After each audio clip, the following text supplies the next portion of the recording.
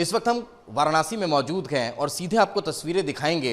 ये जो मॉडल आपको नज़र आ रहा है ये वही मॉडल है जो मंदिर विध्वंस से पहले जिस भव्यता और दिव्यता के साथ नज़र आया करता था, ये वही उसी की प्रतिकृति है, वही मॉडल है। ठीक वैसे ही इसे बनाया गया है। अब इसका नक्शा कैसा है, इसके आर्किटेक्ट कौन है, किस तरह से इस पूरे मॉडल को तैयार किया गया और इसका उद्देश्य क्या है, उसी को लेकर हम बातचीत करते हैं। इस वक्त हमारे साथ इस पूरे जो योजना है, जो इस पर काम चल रहा है, उसके प्रमुख मौजूद हैं। सर, किस तरह से ये पूरा मॉडल तैयार किया गया, किस नक्शे के आधार पर इसको बनाया गया और क्या उद्देश्य इसके पीछे रहा है?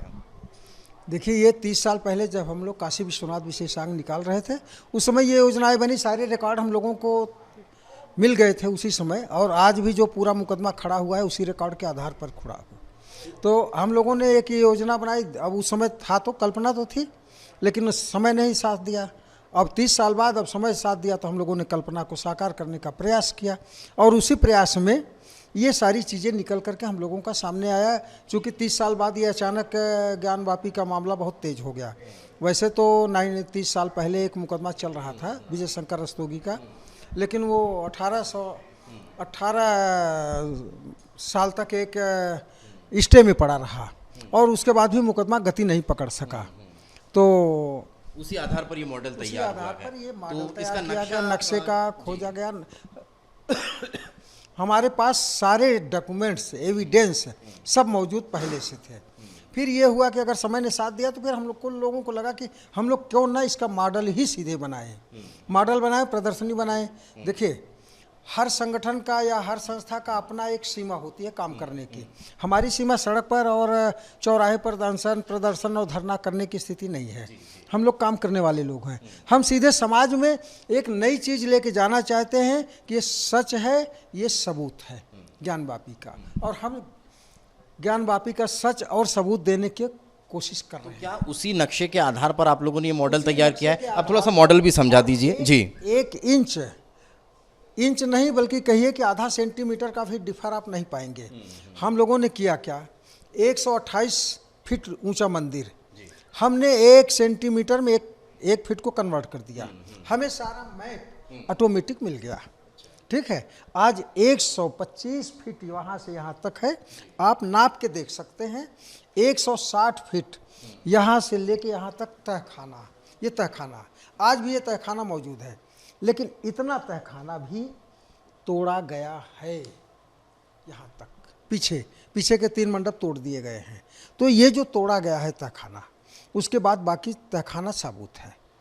अब ये चीज़ धीरे धीरे तोड़ते गए हम। मतलब ये जो अभी मंदिर का पूरा सरफेस है, इसके नीचे ये रेड कलर का जो दिख रहा है, इतना पूरा स्पेस जो है, मतलब हाँ नहीं, अच्छा, उसको तहखाने की फर्श बोलिए, तहखाने की फर्श, तहखाने की छत ये है।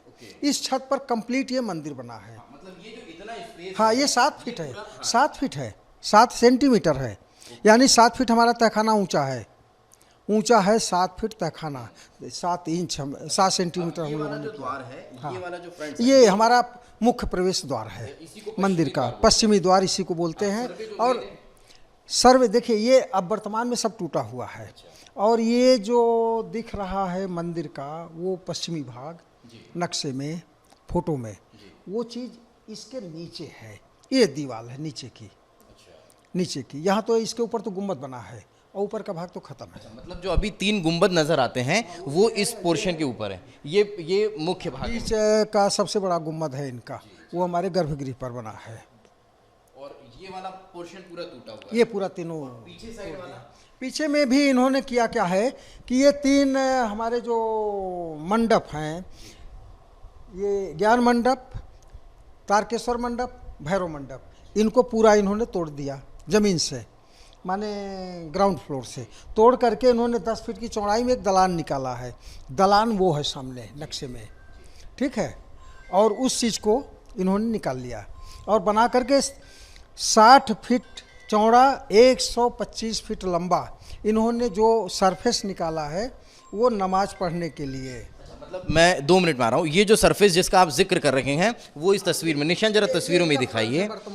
ये वर्तमान में ये फ्रंट ये इनका यहाँ पे वर्तमान में फ्रंट है। ये पीछे जो 3 गुंबद आपको नजर आ रहे हैं ये गर्भगृह हुआ करता था और यहाँ का जो स्पेस है पूरा तोड़ दिया है। वजू टैंक इन्होंने बनाया है। अच्छा, मतलब जो आदि विश्वेश्वर का शिवलिंग जो अभी पिछली बार हमको सर्वे में देखा था वो वहां से उठा यहाँ पर रखा गया। यहाँ ये रखा, दिखाइए जरा वजू- निशांत आगे से वजू तस्वीर टैंक। ये दिखाइए। ये जो स्पेस है यहाँ पर अभी शिवलिंग जो है वो वजू टैंक में है। इसे जो अच्छा ये क्या है जो आपने बनाया है ये पूरा? 35 गुणे 124 फीट का हमारा एक सभागार था। आज संस्कृत अध्ययन केंद्र कह लीजिए या प्रवचन कक्ष कह लीजिए। दूर दूर से हिंदू विद्यार्थी उस समय संस्कृत सीखने आते थे, तो उनको यहाँ पर जो है जो ब्राह्मण या जो विद्वान थे वो उनको संस्कृत सिखाते थे। और कभी कभी जब हाल खाली रहता था तो सभा प्रवचन भी होता था, संत महात्मा आते थे तो प्रवचन भी देते थे। तीर्थयात्री इसी में बैठते थे, ठीक है। इसी में दारा सिकोह भी संस्कृत सीखा है, जिससे क्रुद्ध होकर के औरंगजेब ने उसका गला काट दिया था, वो इसी में सीखा है। यही वर्णन मिलता है इसके सीखने का। तो ये हमारा हाल था। इस समय ये वर्तमान में कुछ नहीं है, ये बिल्कुल टूटा हुआ है हाल। अब ये जो पूरा स्ट्रक्चर आप लोगों ने बनाया है इसको अभी हमने समझा। सोहनलाल जी भी हमारे साथ मौजूद हैं, उनसे भी बातचीत करेंगे। सोहनलाल जी, ये जो पूरा नया स्ट्रक्चर जो आप लोगों ने बनाया है ये वो इतिहास को दोहरा रहा है, दर्शा रहा है कि ये भव्यता थी हमारे उस आदि विश्वेश्वर मंदिर की। इसका उद्देश्य बनाने का आखिर क्या? इसका उद्देश्य जन जागृति, जो हमारे गौरवमयी शानदार संस्कृति और विरासत है उसको जीवंत देशवासियों के सामने, हिंदुओं के सामने रखना है। खास तौर से जो है कि किस तरह जो है 8 अप्रैल 1669 में औरंगजेब अपने फरमान से जो माशीर आलमगीर में लिखा हुआ है वह तो जो फरमान उसी का तोड़ा गया। लेकिन उसके पूर्व जो नक्शा जेम्स प्रिंसेस ने बनाया था, जो मंदिर का नक्शा, जो मंदिर की उसमें छाया चित्र थे, सेम उसी तरह यह बनाने का प्रयास किया गया है। पूरी टीम बैठ करके इसमें जो है 10-10 घंटा बैठ करके इसमें कल्पना के आधार, मतलब उसके रचना के आधार बनाया गया और बनवाया गया। कहने का तात्पर्य यह जीवंत 1-1 सेंटीमीटर है, इसमें आधा सेंटीमीटर गलत नहीं है। यह डॉक्टर आर.पी. सिंह, विद्वान आर.पी. सिंह की बहुत बड़ी योगदान है। 10-10 घंटा लगाए, 2 साल तक कठोर मेहनत के बाद ये जो जीवंत चित्र हो उठा है। हम उनको साधुवाद देते हैं जो है, यहाँ तक कि खाना भी दोपहर का यही खाते। तो विद्वान जो है किस तरह डॉक्टर आर.पी. सिंह के लिए हम बहुत साधुवाद देते हैं। तो देखिए, जिस बात का इंतजार देश भर के हिंदू सनातनी कर रखे हैं वो अब हम आपको दिखाने जा रहे हैं, उसके भी जरा दर्शन कर लीजिए। निशांत जरा यहाँ से तस्वीर दिखाइए उस गर्भगृह की। आगे से कोशिश करते हैं निशांत, अगर आप आए तो ये वो गर्भगृह है और इस गर्भगृह में आपको भगवान आदि विश्वेश्वर का जो शिवलिंग है वो नजर आ रहा होगा। इसी तरह से शिवलिंग जो है वो जो पूर्व मंदिर था वहाँ पर विद्यमान था, विराजमान था, लेकिन आक्रांताओं ने किस तरह से उस मंदिर को क्षति पहुंचाई और फिर शिवलिंग को वहाँ से उठाकर और इस जो संस्कृत वेधशाला, चूँकि ज्ञानवापी कहा जाता था, ज्ञान का कुआं इसे माना जाता है, और वहाँ पर फिर उस शिवलिंग को ला करके रख दिया गया था। और यही कारण है कि आज भी वज़ू खाने में जो शिवलिंग है वो वहाँ पर मौजूद है। वो पिछले सर्वे के दौरान हमने तस्वीरों में देखा भी है कि नज़र भी आया है और उसको लेकर सर्वे भी लगातार हुआ है और फिर उसके बाद से वज़ू खाने को सील कर दिया गया है। यही वो आदि विश्वेश्वर नाथ मंदिर है जिसकी भव्यता, दिव्यता पूरे विश्व में थी, पूरी दुनिया में थी, चारों लोकों में जिस मंदिर की भव्यता और दिव्यता के चर्चे थे। लेकिन यही कारण है कि आक्रांता पहुंचे और उन्होंने इस मंदिर को नुकसान पहुंचाया और उसी की लड़ाई हिंदू सनातन धर्म आज तक लड़ता आ रहा है। वाराणसी के वो तमाम लोग जिनसे हम लगातार चर्चा कर रखे हैं वो लड़ते हुए आज भी इस पूरे मसले को लेकर जिक्र कर रखे हैं। सोहनलाल जी लगातार हमारे साथ मौजूद हैं। जी, आप कुछ कहना? दरअसल ये 30 जुलाई को इसी मॉडल का उद्घाटन किया जाएगा। 30 जुलाई को दिन 2 बजे से सांस्कृतिक संकुल में, उसमें विश्व हिंदू परिषद के माननीय आलोक कुमार जी, प्रवक्ता विनोद बंसल जी सहित और यहाँ पर विश्व हरिशंकर सुप्रीम कोर्ट के वरिष्ठ हरिशंकर जैन जी, विष्णु जैन जी के मार्गदर्शन में यह कार्यक्रम काशी में संपन्न होगा। और इसके बाद जो शौच पैनल लगे हुए हैं जो कि सर्वे के दौरान पूरे का पूरे जो सर्वे के दौरान मिले थे उनका 100 पैनल लगे हुए हैं, ताकि ज्ञानवापी परिसर में जो ज्ञानवापी का सच है वह जन देश के सामने आ सके।